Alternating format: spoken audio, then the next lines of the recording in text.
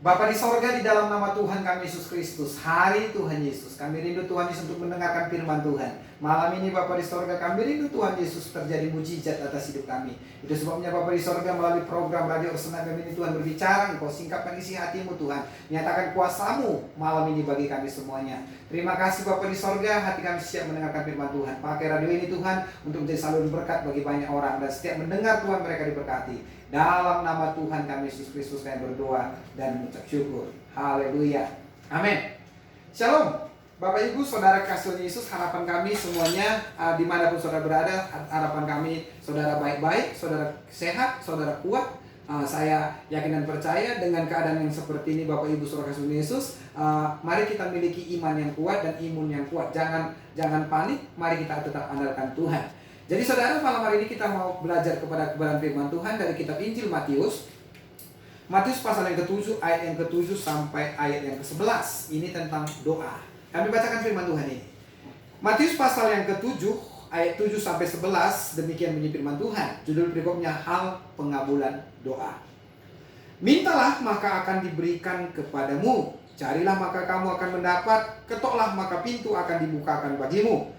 Karena setiap orang yang meminta menerima, dan setiap orang yang mencari mendapat, dan setiap orang yang mengetok baginya pintu dibukakan. Adakah seorang daripadamu yang memberi batu kepada anaknya jika ia meminta roti, atau memberi ular jika ia meminta ikan? Jadi jika kamu yang jahat tahu memberi pemberian yang baik kepada anak-anakmu, apalagi Bapamu yang di sorga, ia akan memberikan yang baik kepada mereka yang meminta kepadanya. Amin. Berbahagialah setiap kita yang membaca, terlebih-lebih yang merenungkan firman Tuhan, Bapak Ibu Saudara kasih Yesus, karena orang yang seperti itulah yang punya kerajaan Allah. Haleluya. Jadi saudara, ini adalah tentang doa. Sederhana Bapak Ibu Saudara kasih Tuhan Yesus, apa itu doa? Kalau kita belajar kepada pelajaran agama Kristen saudara, doa itu dikatakan napas kehidupan bagi orang percaya. Nah, jadi bisa saja saudara malam ini kita boleh tanya-tanya dalam hati kita saudara, kalau doa itu adalah napas kehidupan orang percaya, bagaimana kalau orang tidak berdoa? Saudara, bisa kita bayangkan kalau doa itu adalah napas, kalau dia tidak berdoa berarti dia tidak bernapas. Saudara, bisa saudara jawab sendiri kan, kalau tidak bernapas apa namanya? Berarti sudah mati. Jadi saya mau menghidupkan kembali yang mati, artinya mungkin semangat kita yang pudar, semangat kita yang kendor, mungkin saudara doa kita yang sudah berkurang. Malam hari ini saya mau mengajak kita supaya kita kembali merefresh hidup kita, supaya kembali saudara dan saya malam hari ini mari kita kembali saudara punya nafsu untuk berdoa. Karena saudara, doa adalah napas kehidupan bagi orang percaya. Dan lagi saudara, doa adalah hubungan. Kehidupan kita, doa itulah kehidupan hubungan. Hubungan kita dengan siapa? Dengan Tuhan. Karena saudara, di dalam doa kita bisa bercakap-cakap dengan Tuhan, berkomunikasi dengan Tuhan. Jadi Bapak Ibu Saudara kasih Yesus, kalau bercakap-cakap kiranya gimana? Adakah orang yang bercakap-cakap? Mungkin ada pohon kelapa, bercakap-cakap dia pohon kelapa. Nggak mungkin saudara. Jadi kalau namanya bercakap-cakap tentunya ada timbal balik. Kalau saudara bercakap-cakap, tentu ada lawan cakap saudara. Jadi saudara, doa itu berkomunikasi dengan Tuhan. Artinya saudara, kita intim dengan Tuhan. Nah, jadi malam hari ini saya mau katakan buat kita, sering sekali orang Kristen buat doa itu adalah jalan yang terakhir. Artinya ketika semuanya sudah tidak bisa lagi, ketika tidak ada lagi penolong bagi dia, saudara-saudaranya tidak ada lagi yang bisa membantu, baru terakhirnya dia ingat doa. Itu masalahnya Bapak Ibu. Jadi saya mau katakan kepada kita hari ini, doa itu bukan jalan terakhir. Karena masalah bertubi-tubi, masalah virus corona COVID-19 saudara, maka kita berdoa, maka kita semuanya rame-rame berdoa. Enggak saudara, memang doa enggak salah. Semakin banyak berdoa, semakin baik. Tapi sekali lagi Bapak Ibu Saudara kasih Yesus, doa bukan jalan yang terakhir. Maksud saya, Bapak Ibu Saudara kasih Yesus, bahwa di dalam setiap apapun yang kita kerjakan, serahkanlah kepada Tuhan. Baik itu dalam pengharapan, terlebih-lebih di dalam doa. Jadi sekali lagi Bapak Ibu Saudara kasih Yesus, sahabat Mahanaim, dimanapun saudara berada. Bahkan saudara mungkin hari ini melalui video yang saudara lihat, saya mau kasih tahu bahwa doa bukanlah alat terakhir yang harus kita lakukan. Enggak saudara. Dan yang kedua saudara, doa bukan cara untuk memasakkan kehendak. Memang di sini saudara ada perintah. Saya bacakan di dalam kitab Injil Matius 7 ayat 7 tadi. Ada di sini perintah, apa katanya? Mintalah maka akan diberikan kepadamu, carilah maka kamu akan mendapat, ketoklah maka pintu akan dibukakan bagimu. Saudara, di sini ada satu perkataan, mintalah, carilah, ketoklah. Berarti saudara ada respon yang dari kita, bukan hanya menunggu-menunggu saja saudara. Artinya saya mau katakan ora et labora, bekerja sambil berdoa. Di samping kita kerjakan bagian kita saudara, dan kita serahkan kepada Tuhan melalui doa dan pengharapan kita saudara, kita yakini. Banyak kita sering sekali, kalau saya buat contoh, orang Kristen banyak seperti ini Bapak Ibu. Contohnya begini, katakanlah namanya si Polan. Hari ini si Polan pergi ke gereja berdoa kepada Tuhan, minta kepada Tuhan, karena dia seorang mahasiswa, minta kepada Tuhan, dia minta kepada Tuhan sebuah sepeda motor untuk dia pergi kuliah. Karena jarak antara tempat kosnya ke tempat kuliahnya agak jauh, maka dia bercita-cita dan dia berkeinginan dan dia berdoa kepada Tuhan supaya Tuhan kabulkan doanya, supaya dia berdoa kepada Tuhan untuk meminta sebuah sepeda motor. Lalu ketika itu si Polan ini pergi ke gereja dan minta dengan sungguh kepada Tuhan.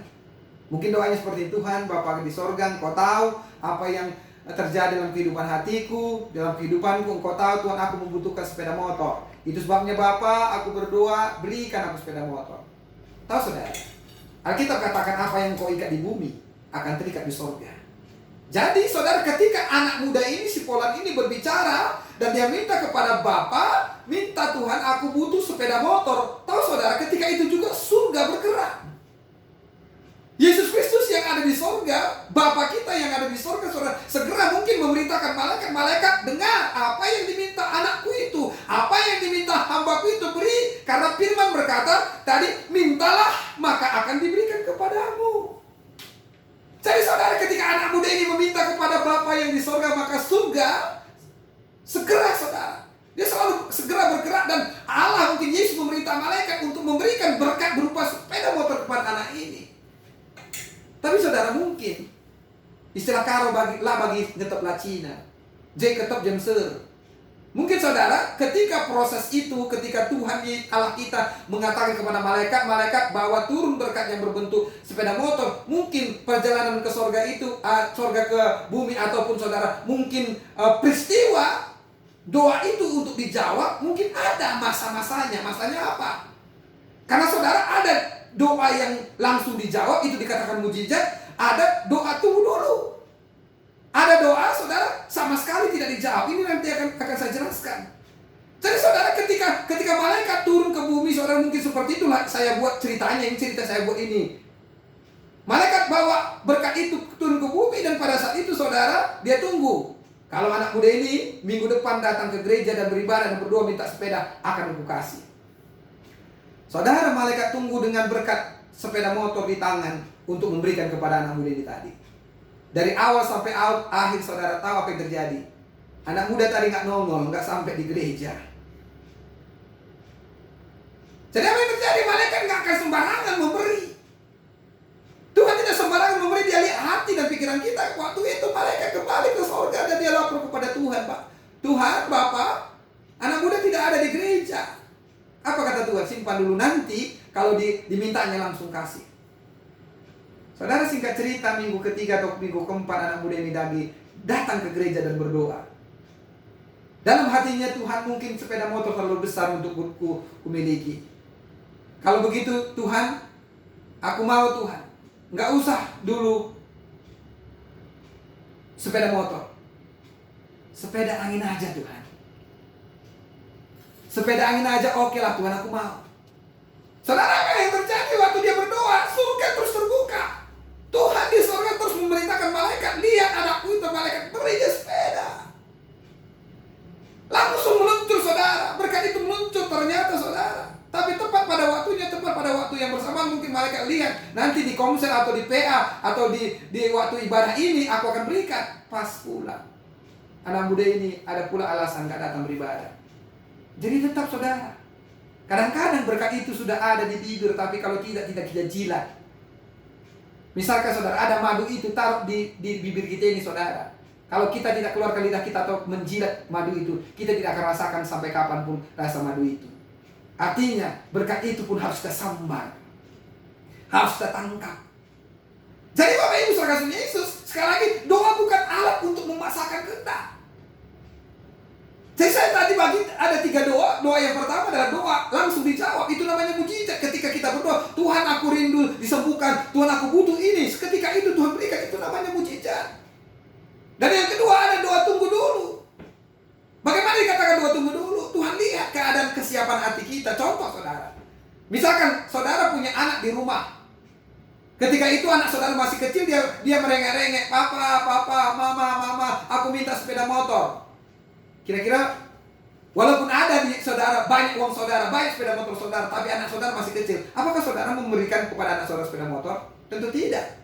Tentu yang dilakukan saudara apa? Saudara melatih anak saudara untuk bisa naik sepeda motor. Setelah itu mungkin urus izin mengemudi saudara atau SIM, lalu berikan sepeda motor kepada anak. Mungkin seperti itu. Saya yakin juga Allah seperti itu.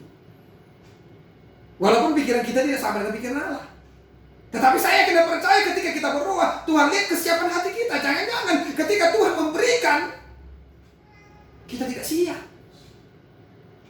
Ketika yang kita minta kepada Tuhan, Tuhan berikan, kita tidak siap. Makanya saudara banyak sekarang ini saudara para pejabat. Justru karena banyak berkat, karena banyak uang yang mereka kelola, mereka jadi apa namanya saudara, mereka mungkin korupsi. Akhirnya itu membawa mereka ke dalam penjara. Banyak orang saudara ketika diberkati, maka dia jauh daripada Tuhan. Maka tidak salah saudara apa doa Agur bin Yah. Kalau kita lihat kitab Amsal pasal 30 ayat 7 sampai 9 saudara. 2 hal aku mohon kepadamu Tuhan, jangan kau tolak sebelum aku mati, yakni jangan berikan aku kekayaan atau kemiskinan. Karena kalau aku kaya, aku bisa menyangkal engkau. Tetapi kalau aku miskin, aku bisa mencuri dan mencemarkan nama Allahku.